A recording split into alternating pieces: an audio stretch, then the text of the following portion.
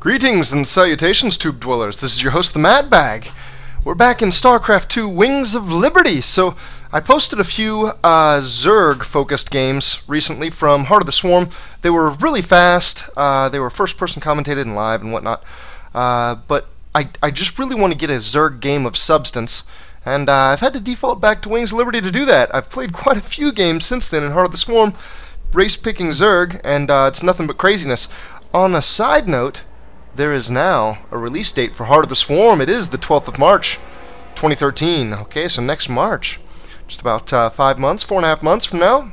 That is awesome. Can't wait to see it. Anyway, I will be playing this game. I'm going to be casting it by replay, not giving you the first person, not commentating it while I play, doing the live thing. None of that.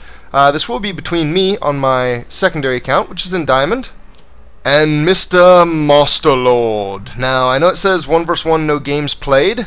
I'm not totally sure why that is. The only thing that occurs to me is that he was out of placement in 1-on-1 for so long that he had to do his placement matches, and I was one of his placement matches. I don't know. I don't know what the case is, but you'll see this guy's name here in just a second in the game I play. And it was on ladder. Interesting to see that he's master and everything else. I think in the score screen, it showed me that he was in Diamond. I don't know. We'll take a look at the score screen at the end of things, though. Let's jump right into the replay. Here we are. Ohana Eli will be the map. Most Lord will be your blue Protoss in the top left corner. As I said, I believe he's Diamond. And I will be your hometown hero, playing under Highest Templar, the Red Zerg, in the bottom right corner, I think. I got those positions, those orientations correct this time. So Zerg versus Protoss. Now, the Heart of the Swarm match I played did have one of these, and I stayed on 2 bases longer than I should have, and I did a little roach push that shouldn't have caused as much damage as it should have, and it actually won me the game. Spoiler alert, if you haven't seen that match yet. It's been a few days ago. If you haven't seen it yet, I imagine you may not watch it, which is okay. So, now we're in Wings of Liberty, though. So something that has been creeping up in Heart of the Swarm, I can almost assure you we won't see, as I can already see his pylon on the low ground, and that is 1-gate openers. He is, of course, going to do a Forge Fast Expand. That is the standard. It's arguably the best Protoss versus Zerg build, as it allows you to get the Nexus out. As I've said in some of my Protoss videos, I thoroughly believe that Nexus first on 15 is the better of the two builds. And it looks like he actually got his Forge on 11, which is really early. He cut probes hard to do this, and I wonder what he's thinking. He did go past my natural, and he sees my spawning pool building now. It looks like he doesn't want to patrol up there. He wants to come patrol down here. That's smart of him, as that would allow him to block my hatchery. It looks like I don't have any interest in taking the hatchery. I saw the probe in here. I know he's most likely going to block it until I have Zerglings out. So I'm just going to go ahead and do the Overlord, my regular build. If I thought I could get the hatchery down, you might see me skip this Overlord. But that's not going to be the case. He's going to come back in just to make sure I'm not taking a gas. Pretty smart of him. And I'm going to try to dart out in front of him. Now, these are pretty close. That looks like it might be more than the width of a hatchery. We're going to see. Nope, he gets to continue blocking it. And his probe is going to keep my drone from doing anything. However, he is making a very small circle. And he's letting my drone get a lot of hits off. Yeah. He's, ooh. Oh, I was going to say he's going to have to take off, but no, he decided to go with the pylon, and that's going to block my hatchery for even longer. Looks like I'm going to be okay with that, though, and I'm just going to go straight out to the third. Now, I do have the Lings coming, but he already canceled the pylon, so I probably could have came right back, but I already had that queued up, and I went. Now, this, I remember playing this game. This actually surprised me. I brought my Overlord up to right about here first, and I saw nothing, and I was like, oh my god, it's a 1-gate opener. This is going to hurt. But as I brought my Overlord in a little bit further, I saw the Forge was there just a little further over. This is a more conservative wall. A lot of people will think that, and they're probably right, this helps secure this ramp so that, you know, early Ling pressure, like a 6 pool or whatnot, it's easier to defend this formation than it is building up here. But this up here, I think, is easier to close off altogether. This is much harder to close off, you know, absolutely. Make sure there's absolutely no cracks. He's going to try to send a probe back out. He never did see me expand, so as I've said in my Protoss games, you really got to see that third base, and it's good on him. to go try. Even at the sacrifice of a probe, it is worth it. You have to see that third base, because if that third base isn't there, then you have to respond very drastically. Oh boy, this probe's going to get stuck too on a move command. I got quite a few hits in there. I do have the second base coming. He would very much like to see that, but I'm going to deny it to him. My Zerglings caught his probe right before he was able to go up my natural ramp. So now let's see. There's a development in my base that is somewhat surprising. This gas is not normal. This is normally pushed back way later until you've got a queen out on each of these 3 hatcheries and until you're getting a decent drone count. This roach warren as well. This is outside the norm, and it's finishing up. I've actually got a ton of supply. I don't really have that much money. It looks like about as much money for 4 roaches, 300 minerals, 100 gas. What are these? The Zerglings. I'm doing a little Zergling spread. From that sporadic attack queue, I'm thinking that these Zerglings are looking for proxy pylons. And you can see I've already been over here looking for proxy pylons. I've been all the way over here looking for them. A lot of times the Protoss may not have them down yet, as he won't put the proxy pylons down until this is about halfway finished or until it's real close to coming in. He does have the cyber core up now, though, and let's do a little worker comparison here. I'm sitting on 24, he's sitting on 26, so he has a lead on me. I could catch back up to him, but it looks like I have aggression in mind, and sure enough, my roaches are coming straight across the map. He has a chance to spot it. He does spot it. What kind of a reaction can we expect? I don't see anything yet. He may not have been looking at his mini-map, and he may not have actually spotted the roaches. He did get a look at just about all the roaches, though, so for the most part should know what he's about to deal with. Now, oh, and he is responding. He's going to put a cannon on the high ground, but you'll notice I don't have that many roaches. I'm not doing a roach all in, and I've actually passed him heavily in drone count. It looks like I just want to be a little bit of a menace. I like it. No plans to follow this up with anything. No plans to do any kind of attack once I throw him off a little bit, but instead just plans to throw him off. Now he is getting more gateways. That's going to bring him up to 4. He's getting a second cyber core, which is good, and he's got the robotics facility already putting out immortals. And it looks like I'm going to take down the cyber core, which is going to put him so far behind.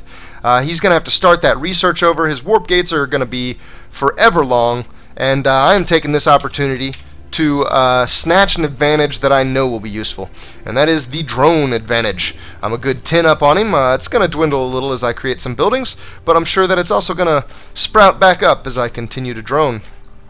So far, really good opening for me. This opening is about as good as I can ask for. I'm not setting on the best economy I could possibly have, but I've pushed him so far back and subsequently thrown him off. That, I mean, I have all the time I need to up the economy. I think Apollo said it best. Whenever you do something that delays your opponent's build, you should delay the teching aspect of your own build, like going up to lair and getting your upgrades, and instead fill that time with drones, and it'll make the tech that much stronger when you do get it. So I'm going to employ a little bit of that. It looks like I'm not droning now. I'm trying to be aware of an all-in. So I delayed him pretty heavily. I would kind of expect that that he might get like a couple of mortals out and then chrono boost out some zealots or something and just push, just because the game doesn't look good from his perspective once that research goes down. Once this goes down and he has to wait this long for it, it's the 10-minute mark, he still doesn't have warp gate research yet.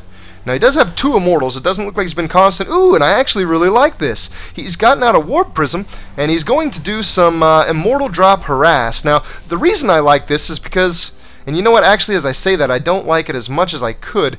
If he had sentries up here, then he could be pretty confident in his defense, and he could do this as his offensive play.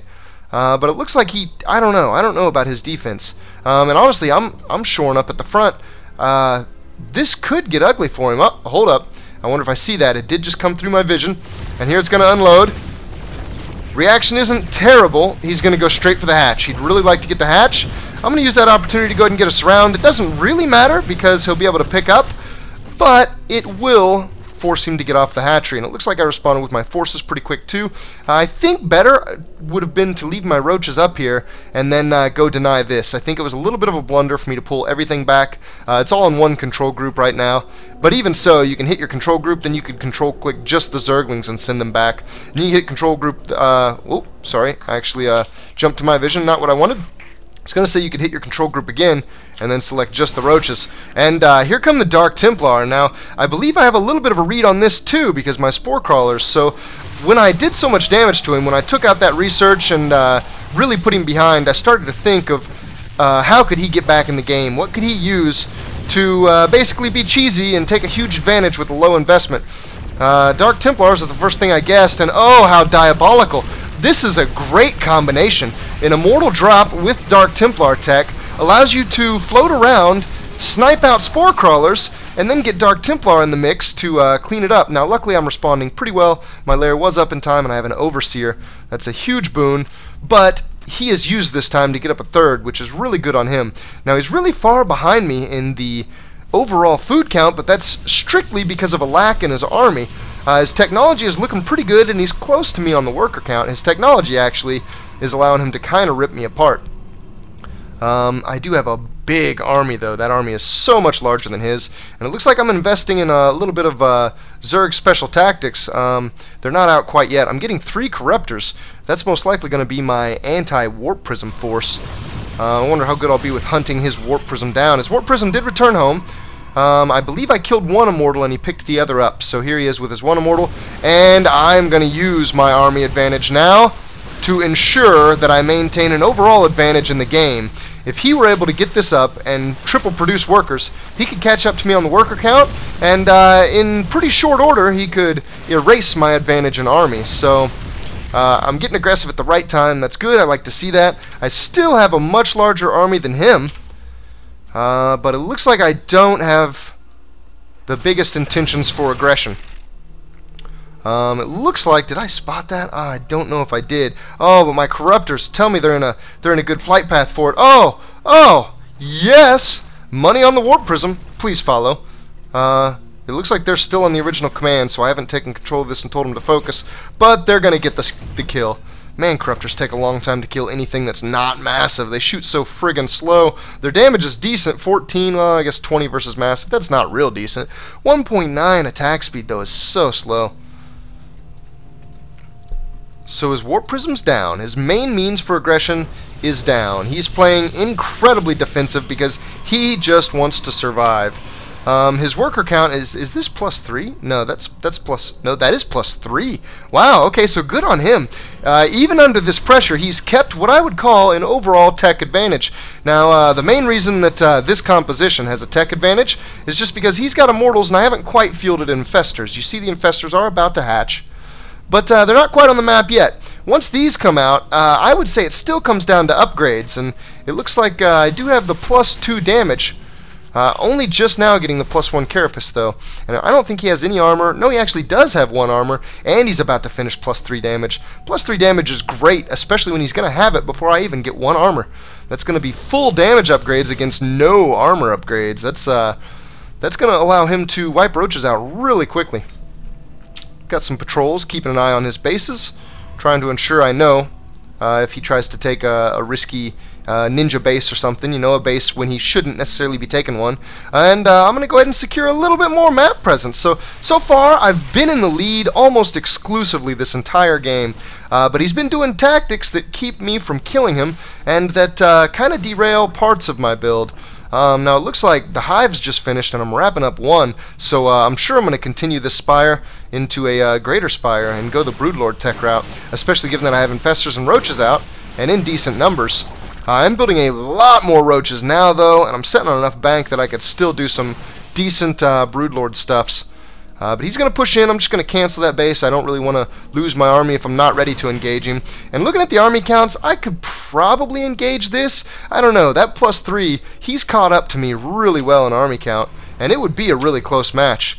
It looks like my Zerglings saw this Warp Prism, but my Corruptors are going to be a little skittish. I don't want to lose Corruptors, especially when I'm just trying to do the transition to Broodlords. He's going to add production. He's still going up. I keep closing that unit tab, thinking I don't already have it open. He's going up to about 63. I would like to see a little bit more out of him. Honestly, I'd like to see a little bit more out of me, too, especially at this base now that I have this up. And I like that I took both of those at the same time, because he can really only counter and kill one. If he splits his army up to kill both, I'll take all of my army to defend that one, and I'll crush half his army, and then probably go kill him. Oh wow, 2 robotics facilities and a robotics bay. That's on top of the 1 robotics facility he already had. And it looks like he is going to try to whip a 4th out. That is a very fast 4th. Ooh, and he's going to try to pressure at the same time as bringing this warp prism into action down over here. I like what he's thinking. Looks like I'm pretty confident, though. I know I've kind of had an advantage the whole game, and I know that this is at a peak point in my army's overall size. Now, it looks like I'm also really close to my Greater Spire transition. That was really close. I probably could have stuck in that, but overall I'm glad I dodged out. Ooh, and he takes out the Overseer. I really hope to see that I rebuild that soon, because some Dark Templar could be very nasty. Oh, and he flies over. He's warping in Dark Templar. He's dropped the Zealots. He's going to be able to take out my Spore Crawler. That's going to make this quite nasty, and he's doing damage to my Infestors. Could this get any worse for me? Okay, looks like the Infestors may live, but I don't have an Overseer with my army now. He sniped it, and I don't have a Spore Crawler in the base. His Dark Templar are king. In the meantime, his army pushed into my 4th. It's taken that out and left the defenses behind. He's wiping out everything. He's taken out my spawning pool already. The Roachwarren infestation pit just fell. Hive went down. Because I didn't get it fast enough, without a spawning pool, I can't even start a new lair yet. My evolution chamber even goes down. I don't have another one of those, so I can't build spores. I don't have a lair, so I can't build overseers. He has taken me back down to ground zero as far as tech goes. But I do have a Greater Spire. Now, that is a piece of tech that can do wonderful things for a Zerg. It looks like he is getting Colossi, and oh my god, he's building them 3 at a time. It looks like this Protoss already knew what I've learned in some of my recent Protoss vs. Zerg, and that is how to time and build Colossi, how to put Colossi in your composition. Do it exactly like he's doing it. Do it late and do it heavy all at once when you do it. 3 Robos getting Colossi. That's going to be absolutely enormous, especially with his +1 weapon upgrades. But here, it looks like I missed the production of the Broodlords, but they are on the map now. And oh my, he can't deal with that many Broodlords. He had a fair number of Stalkers, but it wasn't quite enough. Now he's probably going to be warping in pure Stalkers from here. And that means that he's going to get a time that I don't have. He's going to have time to produce an army that I may not be able to produce. And he's still being multi-pronged. I love this. He's doing the exact kind of Protoss play I would like to emulate in my master games, at least. Gonna lose a queen. I'm sure that I'm not watching it. Zealots, they could actually take out the Spore Crawler, and then Dark Templar could rule that base. He still doesn't quite have an answer for the Broodlords, especially given my Infestor count, and these buggers have a lot of energy. They are ready for the fungal growths. I am putting pressure on the 3rd, and if this goes down, he's going to be in a bad way, because he's been kind of low on gas the whole time, and that's one of the main things that this expansion allows him, is better gas income. His army count is enormous, so this game is absolutely flipped on its head. Whereas I was in the advantage throughout the early game, he has taken a solid advantage with good multi-prong micro, and oh my god, the Dark Templars, he's just getting in on my detection defense, and he's just wiping it all out. He's doing everything he needs to do to take me off my game, similar to how I took him off in the beginning. With that snipe of the research. Spawning pool going back down. I am rebuilding it. I'm trying to get other pieces of tech up. I'm just now getting an evolution chamber. It looks like I did actually get to start the lair with that last spawning pool. But I won't have a whole lot of production capabilities for a while.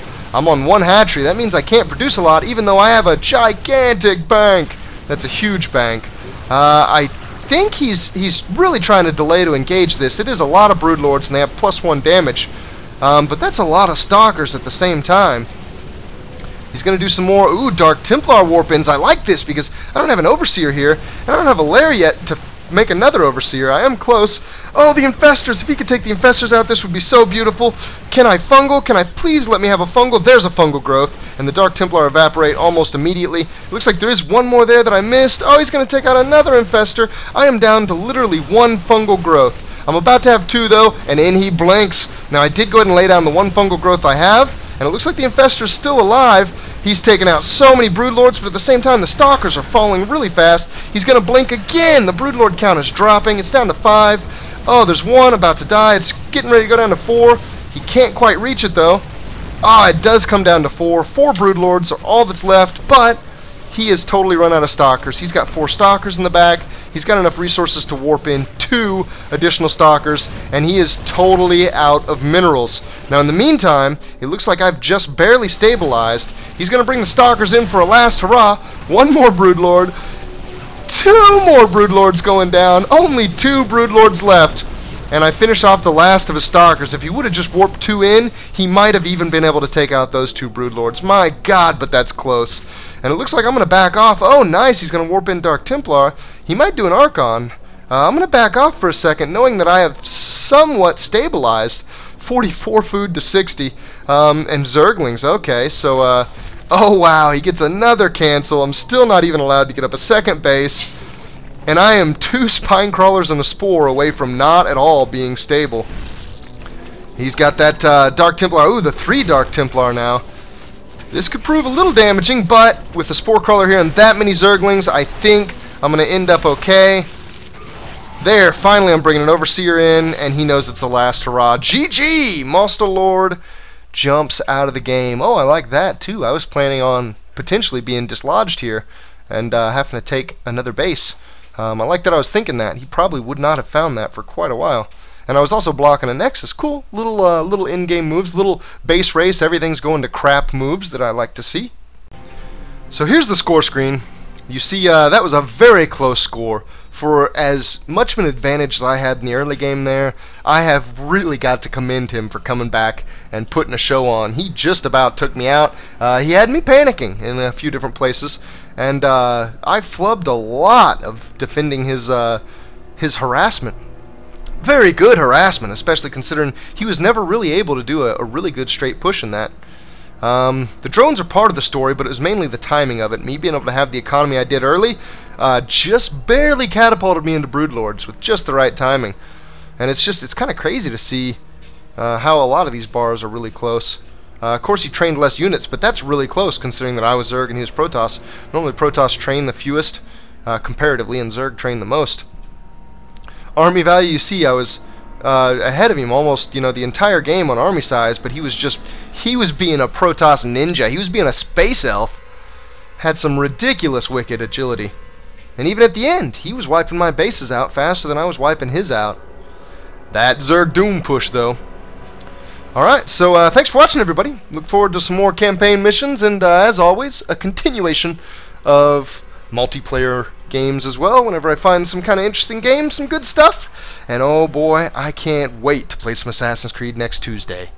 See you later!